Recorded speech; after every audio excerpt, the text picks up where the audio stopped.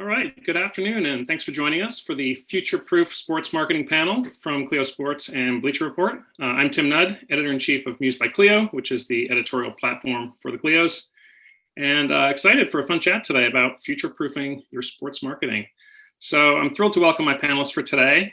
We have Matt Coleman, Marketing Director at State Farm, Ed Romaine, CMO of Bleacher Report, and Ben Williams, Global Chief Experience Officer at RGA. Thank all of you guys for joining us. We really appreciate it. Before we get started, I just wanted to mention quickly that the 2020 Clio Sports Award winners have been announced this week. You can check them out anytime at clios.com. Congrats to all the winners. Lots of great work in there. I would recommend just having a look around. So how do you future-proof your sports marketing? So in my mind, there's really two fundamental ways to approach this, which we'll talk about. The first is really, I think, being willing and eager to collaborate. You know, almost everything great that happens in sports marketing today is the result of collaboration with partners, often many partners. And second, I think it's really about hiring and retaining the best talent and then making sure that they have the skill sets to move at the speed of sports, which really is the speed of culture today. Neither of these things is easy to do. All three of you guys do it fantastically, so I'm excited to hear your insights from the brand, agency, and platform side. So Matt, would love to start with you and talk collaboration. So how does State Farm work with its partners, with agencies, with media, even with athletes on campaigns? And have you become more collaborative lately, do you think? Yeah, actually, we're just really fortunate to work with a lot of really great partners. And, you know, we value their unique contributions. And so we want to make sure that they have an active role in terms of how they contribute to the different campaigns that we execute. So we make sure early on to engage them in the briefing process. The briefs are extremely critical in terms of our overall strategic direction. And when we have them involved on the front end, it helps in terms of, you know, just their overall investment and enthusiasm for the project that we have. And it also helps that collaboration kind of happen a little bit more naturally because they are vested. You know, that's the approach that we take that seems to work for us pretty well. In terms of us being more collaborative lately, I don't know that we've been more collaborative than we've ever been. I would say that we've been more creative, and we've had to be, just given the impacts of COVID and just some of the adjustments that we've had to make there. Okay. Well, certainly the creativity has shown. You guys have won a couple of Clio awards this year for the State Farm Last Dance campaign. Yeah. We'd love to talk about that, but let's look at, I think you guys did two spots. Here's the one with Kenny Mayne. Let's have a look at that and then we'll chat about it. Let's get right to it. The Chicago Bulls have won their second three-peat. This is the kind of stuff that ESPN will eventually make a documentary about. They'll call it something like The Last Dance and make it a 10-part series and release it in the year 2020. It's going to be lit. You don't even know what that means yet. While I'm making predictions, jeans will get extra tight. There'll be a thing called a butt fumble, and this clip will be used to promote the documentary in a State Farm commercial. It's just a hunch. So very cool work. I think it went over so well in social media and really everywhere. Matt, could you tell us a little bit about how this campaign came together and how you worked with the partners like ESPN, Creative Works, and Translation to kind of bring it to life? Yeah, so whenever we do a co-branded spot, we typically involve Translation, who does the bulk of our basketball work for us, but then also Creative Works, and they've been great partners with us over the years. And it's not funny, but it's interesting, I guess. We were supposed to shoot the spot for The Last Dance in March, I believe. And we were looking to do something in Chicago, something that was 90s themed. So sort of like a man on the street type of concept. And then COVID hit. The NBA season was paused. All of our productions were canceled. And then The Last Dance was pushed up actually from June till April, right? And so that put a lot of pressure on us to come up with a new idea. And so our creative team internally, so the folks that are on my team, as well as Translation and Creative Works, worked together to try to come up with some ideas. And our friends at Translation and Creative Works came up with the deepfake idea. And once we all saw it, everyone gravitated towards it. And so we thought we were onto something there. So we were pretty excited about that. So Creative Works scanned through hundreds of 90s Sports Center footage to come up with content for Kenny Mayne and Keith Olbermann. They even found a vintage State Farm ad that was included in a Sports Center spot, a Sports Center segment years ago, and we incorporated that. So it's something that was really creative and innovative that we were really excited about, and we were just so happy to see how well received it was. Just one other thing I would add, Tim, if you think about how we would normally work together to develop a co-branded spot, so in terms of concepting it, shooting it, finishing it, getting approvals from the NBA and Jordan, because Jordan's team was certainly involved in all of this. That's normally something that would have taken about 2 months. We were able to do all of that within 3 weeks. So, to your earlier point about just how we are collaborating and just working together differently, we were able to really kind of try to do our part to stand up to the challenge, given everything that we were dealing with relative to COVID. Yeah, I mean, it seems like the constraints of COVID almost helped you out in the end, in some ways, sort of dig a little deeper maybe for an idea that ended up being really breakthrough. Yeah, I think that's right, Tim. Yeah. So also the technology of the spot was interesting, right? This deep fake, which, we've seen in a number of different ad campaigns recently. Do you think sort of about being on the cutting edge of technology in general and how that might help you creatively? Yeah, we do. And where we typically start is with the customer, right? And so trying to make sure that we're meeting the customer's needs, and as we're developing work, making sure that it's done with the tone and in the environment that makes sense for them. So leveraging those audience insights are extremely important. At times it can be a bit of a challenge for us because we're a really big company. We have a lot of different customers, and they come from all walks of life, right? But when we know that we're trying to get after that millennial target, we know that there's certainly an opportunity for us to think a little bit differently. So if you think about what we did with Bleacher Report, right, and Ed and their team with Game of Zones, right, they had a great concept, and we were glad to partner with those guys on that. But you think about the different elements in that, right? So there's Game of Thrones, which at the time was wildly popular. You think about the talent from the NBA, as well as the themes from the NBA that were embedded within the content. And then where it was aired. I mean, it was aired on YouTube, where millennials are spending the bulk of their time watching video. So being able to think creatively with partners like Ed and Bleacher Report, gives us an opportunity to really lean into some of the audience insights that we have internally, and hopefully come up with content that's relevant and engaging. Yeah. Game of Zones, one of the all-time classic sports campaigns, won a Grand Clio a couple of years ago at Clio Sports, and the Malamut brothers who make that they're incredible. Ed, I would love to hear sort of your point of view on collaborating with Matt and his team at State Farm, and sort of how you guys think about it from the platform side. Yeah, thank you. The feeling's certainly mutual, Matt. I've had the good fortune of spending plenty of time with Matt over the last 3 years during my tenure at Bleacher Report. And we've partnered.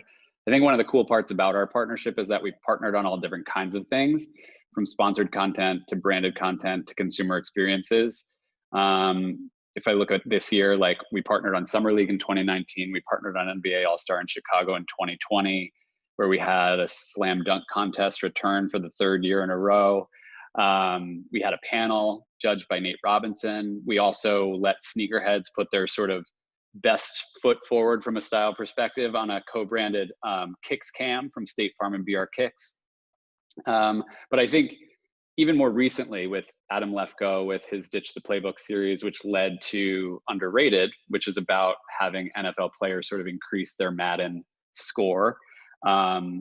We've done a really good job of telling an organic story together. So the premise of Underrated, if I may, is basically having Adam Lefkoe and in our first 2 episodes, Jerry Jeudy and Marcus Peters sort of increase their Madden score by 1 point. And so we have a rate adjuster from Madden on the show. And then we take the guys through a number of drills to sort of improve their score. So it's tremendously successful for us. It has 3.3 million views across platforms to date from the first 2 episodes. And we're going to be working on, I believe the series is 8 episodes in total. It ends around mid-December. But I think the best part about it, like Matt said, is one, we work together on being creative.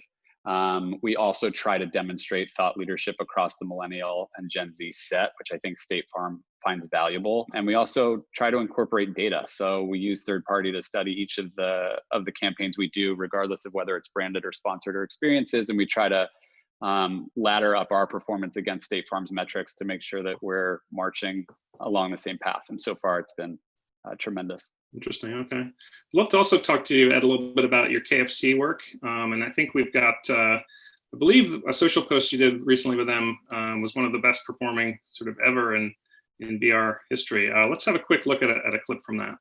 Quiet on the set, quiet on the set. All right, Tyler, once again, let's take it from the top. I want to do a good job, but I'm not an actor. Tyler, it's not acting if you believe it. And action! I'm Tyler. I'm a bucket who gets buckets. Was that good? That was brilliant! Cut, print, check the game, moving on! Be like Tyler, get buckets. How have I not gotten a Tony? How? So yeah, this one's pretty fun. I would encourage everyone to check out the full video because it's a really good one. What was the background behind this one? So KFC wanted to talk buckets, obviously, around NBA playoffs. And we were trying to pair that idea around a more entertaining sort of narrative. So funnily enough, we worked with puppeteers who've actually worked on Sesame Street in order to come up with this puppet concept. And what we did was we basically paired Tyler Hero of the Heat with Kevin Durant as a puppet.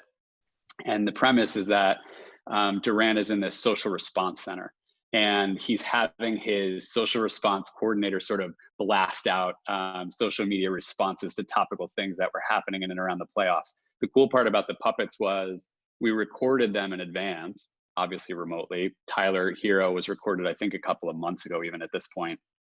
And we were updating the lines using the puppet mouths like where they were, just based on the storylines as they were changing. So we're incredibly proud of it. I think the cool part about KFC and their comfort level was that they allowed Playmaker, which is our in-house agency, to be collaborative with them. We went back and forth on a number of ideas, and we tried to, take the things that they were important to them and incorporate them into the show. We're trying to build more of this so that there's sequential storylines and we make this more episodic. But to your point, we cumed 1.98 million, I believe, on Instagram, which for us was the most viewed Instagram post of 2020 for us. It's like 300% more engagement than our average IGTV post in 2020. That's great. This is something I'd love to talk with all of you guys about, but it's just sort of the different storytelling that comes from each partner. I mean, Bleacher Report tells stories all day long, has very strong points of view on storytelling. The brand obviously brings a lot of its own story to the table. How do you sort of work together on developing a cohesive story that kind of tells something entertaining but also fits the brand well? Do you want to tackle that first, Ed? Yeah, I mean, I think as our partners become more and more nimble, because almost COVID has been a forcing function in some ways as far as that goes, and like Matt said, being as creative as you can be. I think the point of differentiation for us is that we sit on platform data, right? So for the last 10 years, we've been watching and monitoring what performs well and what doesn't, whether it's animation versus casting in athletes, short form, long form, et cetera. What we try to do is use those insights with our partners, but also not be so rigid that we don't allow for their creative feedback to come in. And I think it's a consultative approach, which has worked really well for us. And I think, because we have insights to sort of back up our recommendations, more often than not, our partners are sort of willing to take risks with us. And it certainly works from a branded perspective, but also across sponsored content for sure. Yeah. Matt, do you feel like getting the State Farm story in there is a smooth process usually when you come to working with partners? Yeah, I think so. I think the challenge that some of our creative partners maybe have with us at times is, in terms of how we interact with other partners, we're certainly very open, but at the same time, we are just conservative by nature, just given the industry that we're in. And I think at times that in some ways maybe handcuffs our creative partners. And I know that's one thing that we're working on, is just being more open to the ideas that are coming forward, and maybe thinking differently about the type of work that we're putting in market. We're not just trying to make good insurance commercials. We're trying to make good commercials, right? That are going to resonate with a variety of folks. And you're starting to see that mindset shift a little bit internally. And so I would say it's less about the creative ideas that are coming our way. And it's probably more about kind of us as brands. It's in some cases getting out of our own way. Mm-hmm. Okay. Ben, I would love to chat with you about everything RGA's been doing lately. RGA, famously has done such great sports work over the years. One campaign that did particularly well for you guys was a social campaign a couple of years back called You Seeing This for ESPN.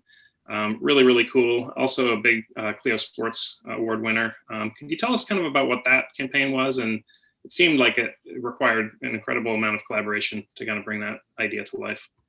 Yeah, it did. And for those that don't know, so it was. It came about when ESPN, one of our clients, sort of approached RGA back in 2018 as they were gearing up for NBA finals season. So it was really to promote NBA finals for 2018. And it was sort of just to, the ultimate goal to increase viewership during the finals. Sort of, one of the things was, NBA fandom was an all-time high, but at the same time, viewership on TuneIn, at least viewership was at an all-time low. So it was sort of this juxtaposition and sort of how do we do things differently, really, to try some new things. And so similar to what both Ed and Matt were saying around just that insight, the consumer insight and observing behavior, and just whether it's a truth or more of an insight, that something that we sort of also hold near and dear to our hearts at RGA is really understanding the consumer and in this case, the fan, to understand how people were actually engaging with games. We saw a shift, and we've seen a shift over the number of years. Hats off to Ed for things like House of Highlights. People tuning in for, we call them the 4-minute fan, of actually just sort of like just tuning in for the 4 minutes of just like the highlight reel or whatever it might have been. And so how do you actually get fans to actually tune in live? And so using those insights, we actually sort of came up with this idea. And again, it tapped into kind of, and I think one of the things that resonated with this campaign was just a simple line of You Seeing This is kind of just a line that you use with your friends or your buddies, are just like, when something's happening, if they're not watching it, you're just checking in. Are you actually watching this, or should you be tuning in? So this idea of just like using that as a bit of a hook, and then the collaboration, to your question, Tim, around the collaboration was just like, it was a massive one. It was obviously between ourselves and also ESPN, but just thinking about the technology that was needed to actually pull it off. And so what we did is we actually connected live games throughout the playoffs in 2018 to platforms, social platforms mostly. So this idea that we could actually leverage data, and so we used at RGA, we've got a ventures arm that connected us with a company called WSC Sports, which do live feeds, and they do a lot of live video kind of broadcast to sort of more, or some of the newer channels like social media channels and things like that. So, and it was triggered by AI and also in-stadium crowd noise and energy, so that you could actually start to know when things were happening and when the game was elevating to a point where people might want to tune in, and they could cut real-time clips and actually pipe real-time live footage into the social channel. So if you're on Instagram, if you're on Twitch, if you're on YouTube, if you're on Tinder even, you could start to get these real-time moments. So we started to pipe in real-time or live footage of the NBA finals with the, paired with the question of, are you watching this? And I'd be amiss if I didn't thank J.R. Smith for some plays back in the 2018 finals to make that a success as well. So yeah. Another very tech forward campaign, much like the State Farm Last Dance. I mean, do you feel like you got to be really sort of tech savvy with your ideas to kind of break through these days? Yeah, exactly. And I think that was a big piece of the collaboration. I think just making sure that, thinking about technology and just the way, you mentioned it, Tim, of just, the sport world and the sport marketing world specifically is just moving at this, crazy speed, like the speed of culture, as you said. And so just that idea and technology is doing the same thing. And so when those two worlds collide, just making sure that you're up to speed with, platforms and new technologies to think about leveraging in the right way. And I think that's just been probably a shift on our side at RGA. As 5 or 10 years ago, I'd say RGA probably tried to build everything from themselves. Like we would consider ourselves as like a one-stop shop to do everything end to end, which we still are. But at the same time, I think we've been leaning into, whether they be startups or established tech companies and or platforms to actually partner with to actually bring some of our ideas to life, so that they're sort of more real time and getting them out into the market quicker. Mhm. Yeah, Ed, do you feel like Bleacher Report is leaning into technology as a way to tell stories these days? Yeah, absolutely. Believe it or not, the KFC puppet execution leveraged a lot more technology than it might look like as a finished product, between how many remote locations there were. We also just partnered with our parent company using hologram technology. I think, what we're trying to do naturally, as we're sort of isolated in our home environments, we're all relying on technology to connect to one another. And so I think the sort of progression as we've moved into asset creation for our partners just always has sort of a technology anchor to it, because we have to sort of connect in these remote ways. So certainly it's part of every project that we engage with. Mm-hmm. Yeah, Ben, you guys obviously do a ton of work also with Nike and Jordan Brand, going way back. Would love to hear a little bit about how you work with those guys. I know they bring a strong point of view to the table as well. What's that collaboration like? And can you have do you have a few examples of work you've done together that sort of embodies that?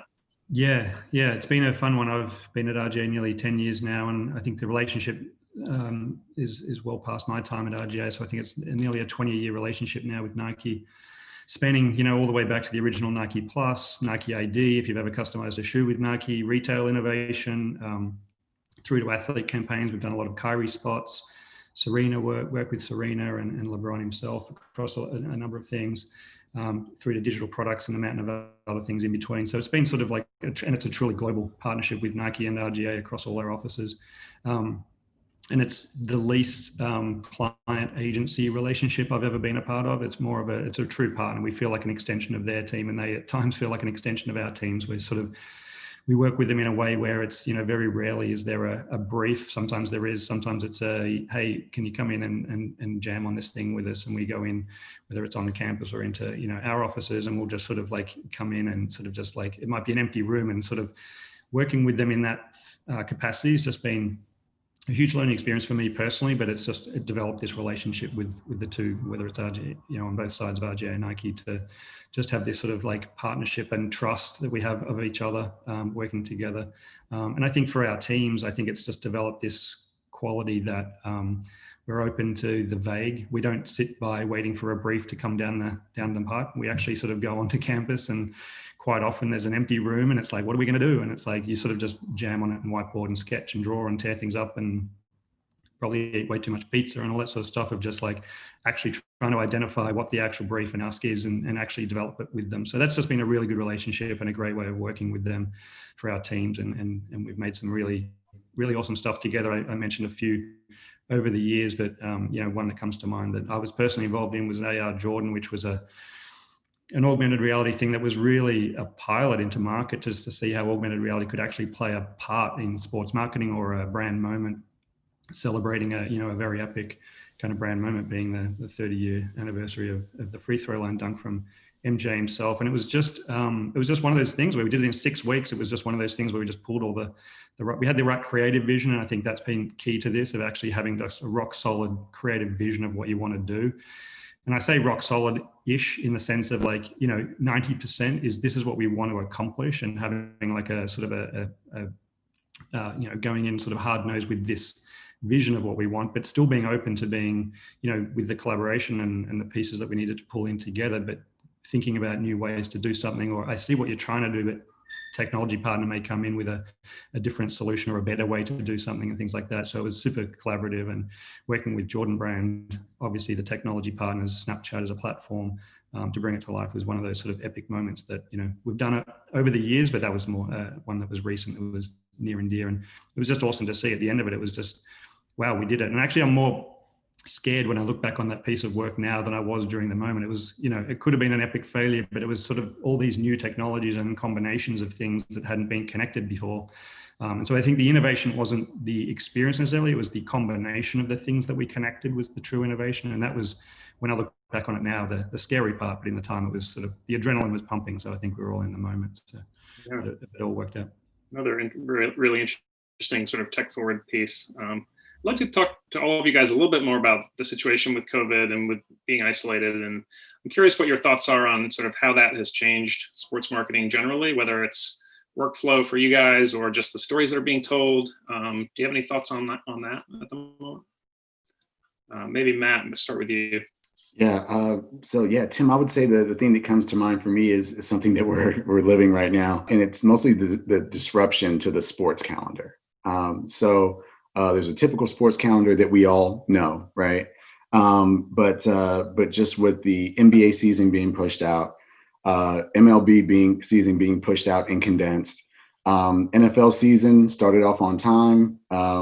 College football season is a bit staggered, right? So you have all of those elements that we're trying to navigate with sponsorship deals that we have in place, media placements that we have in place, activations that we had planned that we're no longer going to be able to execute because no one's really in person anymore. The bigger impacts to us have kind of been in that space lately. And so we've been working really closely with our friends over at Optimum Sports, as well as OMD, just to make sure that we're navigating that environment in a way that allows us to continue to show up in ways that we would like to in the marketplace, but at the same time is being mindful of just some of the stressors that are on our partners right now. I just was in touch with someone from the NBA yesterday who was extremely gracious in saying, hey, look, we're sorry about what's happening with the season, and you guys, we want to make sure that you guys are feeling good about where we are. And I was like, okay, well, wait a minute. You're the ones that are like in the bubble and dealing with the situation. And it's, we're just over here just kind of watching from afar, and you guys are actually living it. And so we've been really fortunate that way to have really great partners in the leagues and conferences that have been willing to work with us as we're trying to navigate how we just show up in these places and spaces, knowing that things are just continuing to evolve, especially as more and more teams are now getting exposed to the virus. I think it was not too long ago, we had, I think it was the Titans and the Vikings that had COVID that they had to deal with. And so we're just trying to make sure that we're managing that in a way that is right for us and our business, but also as being a good partner to the folks in the leagues and the conferences that are really having a tough time navigating this COVID-19 environment. Yeah, hard to be future proof when the future is kind of up in the air, I suppose. But love to sort of segue and talk a little bit about talent. I think talent is another critical piece of being future proof.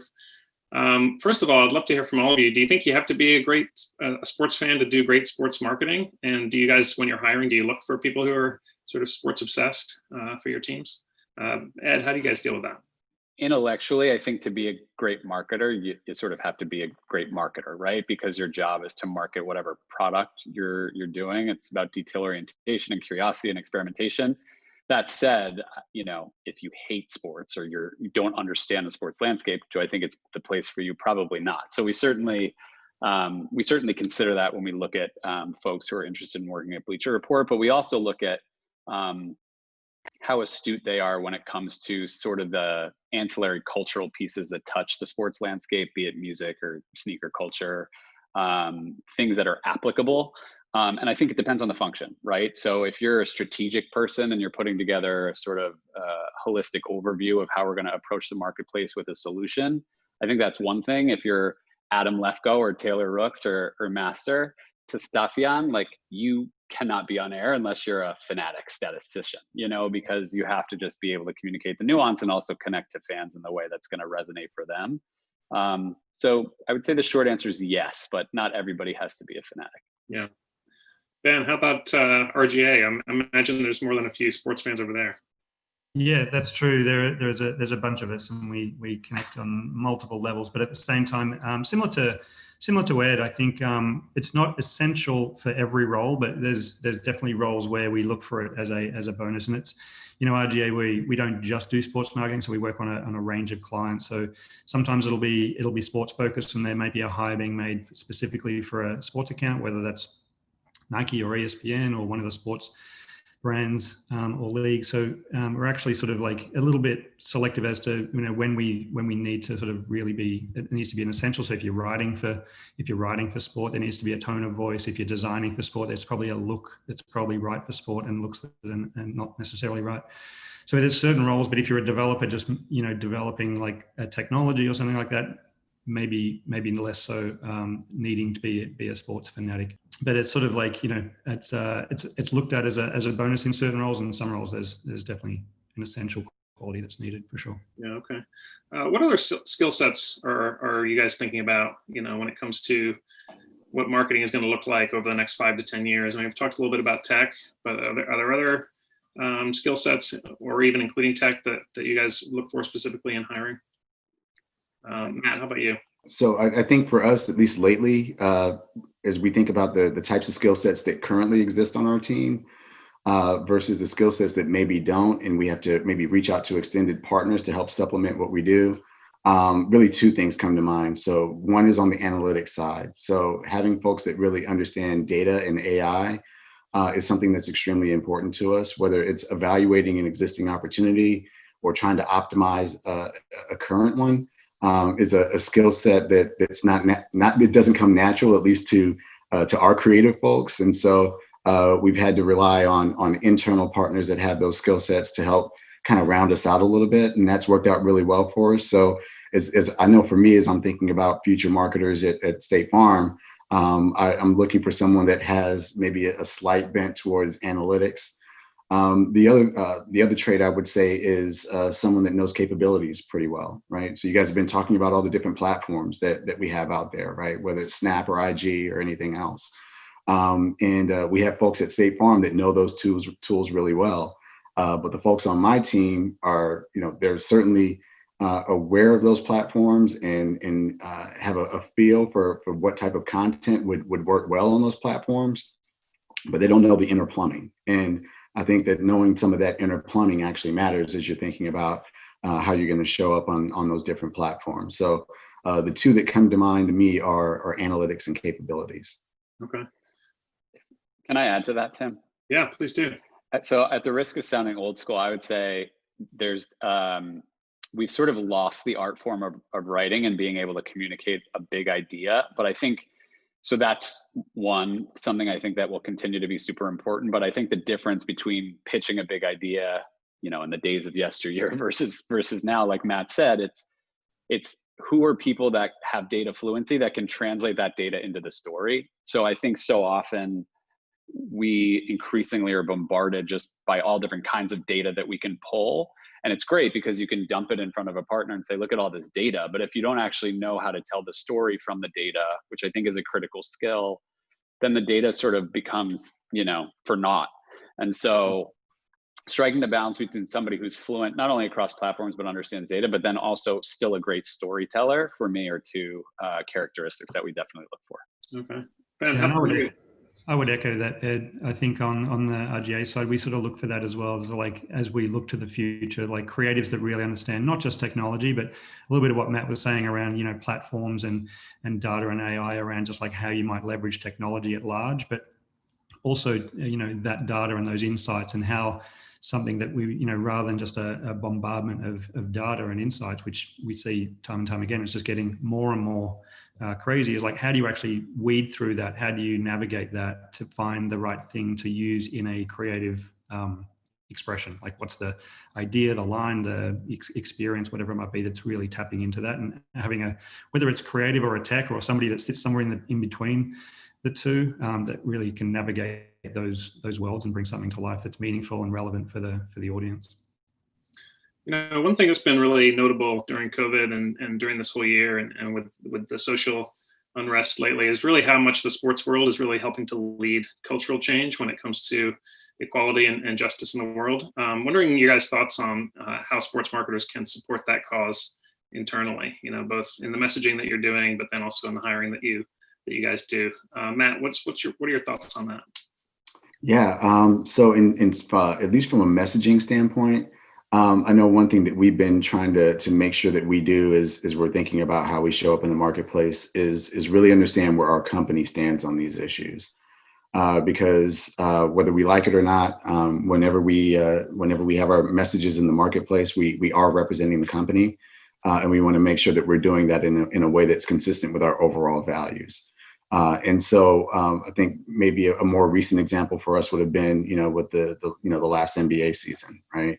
The NBA certainly got behind its players, its coaches, its owners, relative to these social justice issues. And we've heard some feedback from some of our existing customers, and not all of them are thrilled about the idea that we're sponsoring a league that's that vocal on those issues.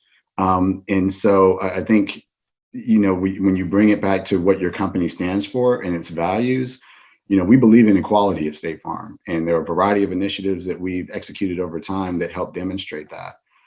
And so, while we certainly hear some of those differing opinions, when we are responding to those, we're doing so in a way that makes it clear about where we stand as a brand, and makes it clear where we stand in terms of our support for the NBA and what it is that they're doing. Yeah, Ed, what's Bleacher Report's sort of thinking on this one? Yeah, thanks for asking the question. I think in earnest, we've really just started the work. It's important work. I think what we're trying to do is provide sort of overt support with our words and actions as an ecosystem of brands. And within that, and amongst our fans that follow us, we're trying to foster a sense of community with the kinds of content we're publishing, whether it's showcasing mentorship from athletes that our fans look up to, empowering our fans to create a dialogue or take action through some of the things that we've been doing. Specifically internally, when we're looking at talent, we've developed what we call a people advisory committee. And their role now is to combine executives from across departments at the organization to make sure, one, that we are evaluating a diverse candidate pool, but two, that those candidates that we are evaluating ladder up to the overall values of the brand. So I think we're thinking about it in two ways. Of course, the external piece that I just mentioned, but also internally, like how do we make strides forward to make sure that we have a broader representation at the company that's more directly reflective of what Bleacher Report stands for. Ben, how's RGA thinking about these things? Yeah, it's interesting because it's while we're not a consumer-facing brand per se, like a State Farm or a Bleacher Report, we have a responsibility because we are creating consumer-facing things. We make marketing, we make experiences, we create products that live in the world.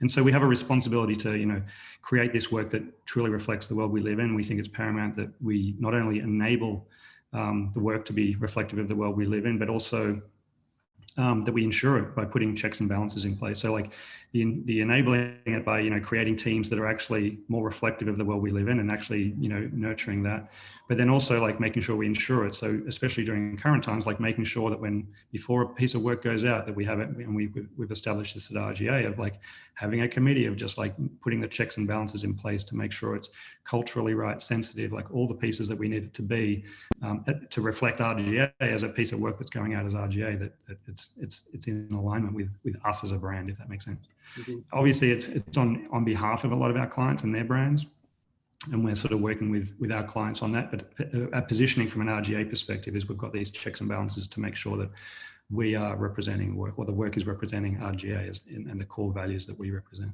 Mm-hmm. And in terms of talent, I think, there's a couple of pieces. I think hiring's one thing, and we've sort of established just a way to get more diverse candidates into the pipeline as we're looking to recruit people.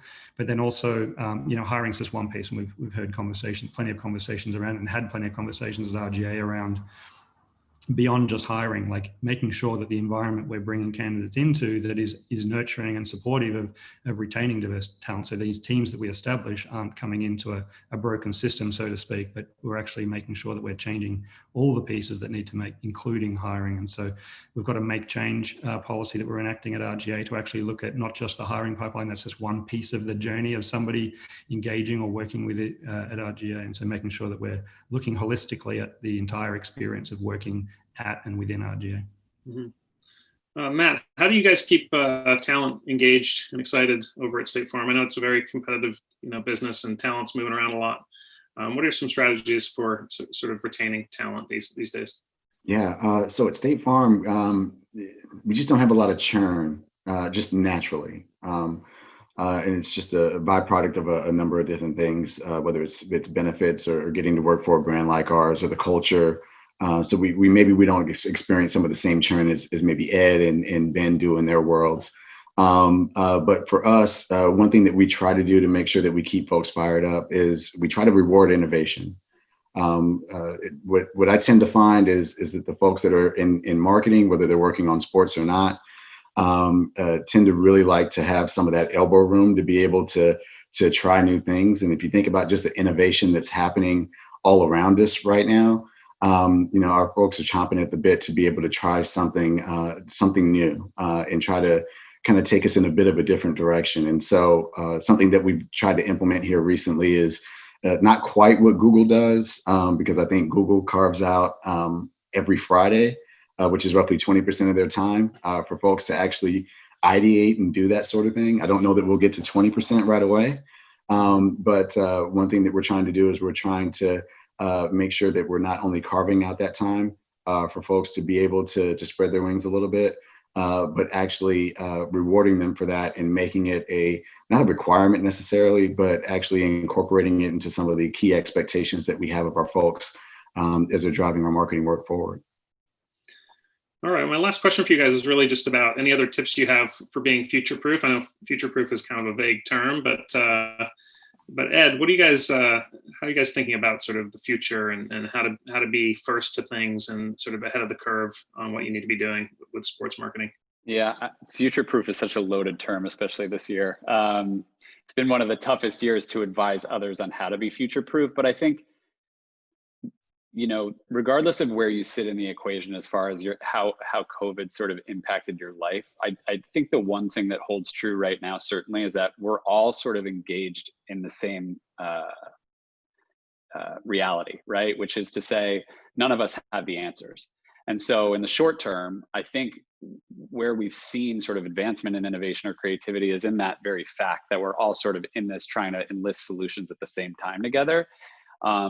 Looking forward beyond once we move through this period of time, which I hope is on the sooner side, I would say it's always about, especially as a sports marketer, it's always about education. So it's understanding the changing trends within fandom. It's certainly understanding changing trends in consumption. Obviously, with the pandemic, we've seen increased distraction and solace being sort of directed towards social platforms, which I think will probably continue. We've seen accelerated trends in retail as far as shifts to e-com versus physical consumption. So I think the emergence of platforms is something that you have to look out for. So we tend to, at Bleacher Report, when there's a new platform like TikTok was new 2 years ago, we would do experimentation that we didn't talk about to gather data and then use those insights to sort of inform how we might bring those ideas to the marketplace. So I think you stay ahead that way by testing things out, by making sure that you're engaging in that experimentation before your competitive set, and also just being sort of nimble and open to new ways of doing things. Yeah, Ben, RGA's always been an innovative agency. I think you guys are sort of evolving as we speak again. But how are you guys future-proofing yourselves these days? Yeah, we've always got our eye on the future to the point where we evolve ourselves every 9 years or so. And we're going through one of those phases right now. And I think one of the threads right now, or at least one of the focal points for us, is just keeping an eye on the human. And so Ed touched on it as well. Just like, I think that'll sort of guide you in the right direction at the very least. It's all a bit of a guessing game right now, but I think if you keep sort of like the consumer and the audience and the fan at the center of your thoughts and the way you're thinking about things, I think they'll start to guide you, or that thinking will start to guide you to the platforms, the technologies, that we talked about on this conversation is just around, what are those emerging platforms and technologies? And again, if you sort of lead with the consumer and the customer and the fan at the center of that, they'll start to guide you and answer some of those questions, which starts to unlock where you should be sort of focusing your effort and your time and investments and all that sort of stuff. And I think just one thing, in addition to that, I would say, like there's everything's being disrupted in a good way. Like I think, the way fans are engaging in sport and the world at large, but specifically around sport, is changing, whether it be technology, media, platforms kind of disrupting the space. I think I'm excited for the future. It's the optimist in me is excited for the future of just, enabling people to dream big. And again, if we focus on what people are wanting and needing and doing, I think we'll be guided into a pretty good spot. And then, excited for the future. Matt, any final thoughts on the future from State Farm's point of view? Yeah, not much to add. I mean, Ed and Ben covered it, I think. I guess the one thing I would say is that marketing, innovation, and inspiration are everywhere. So whether it's music, so if you think about versus battles that are happening right now, bringing back artists from the 80s and 90s and bringing them to a brand new audience and having millions of people engage with them, differently than they have before. You think about entertainment, like table readings, have been popular. And, for any of you that saw the Fast Times at Ridgemont High, you know what I mean?